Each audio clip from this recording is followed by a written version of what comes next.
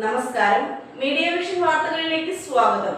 പൂഴിത്തോട് ആലമ്പാറ ആദിവാസി ഉന്നതിയിൽ നിന്നും കാണാതായ ചാത്തുവിനെ സമീപത്തെ പുഴയിലെ കൂറ്റൻ മരത്തിനടിയിൽ തൂങ്ങിമരിച്ച നിലയിൽ കണ്ടെത്തി.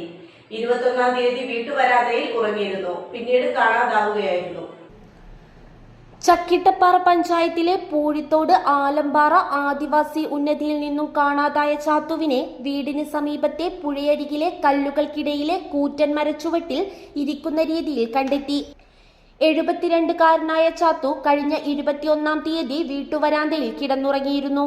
പുലർച്ചെ എഴുന്നേറ്റ വീട്ടുകാർ കാണാതായതോടെ പെരുവണ്ണാമൂഴി പോലീസിൽ പരാതി നൽകിയിരുന്നു. തുടർന്ന് പോലീസും ഫോറസ്റ്റും നാട്ടുകാരും ചേർന്ന് ബുധനാഴ്ച തിരച്ചിൽ നടത്തിയെങ്കിലും ചാത്തുവിനെ പറ്റി ഒരു വിവരവും ലഭിച്ചില്ല.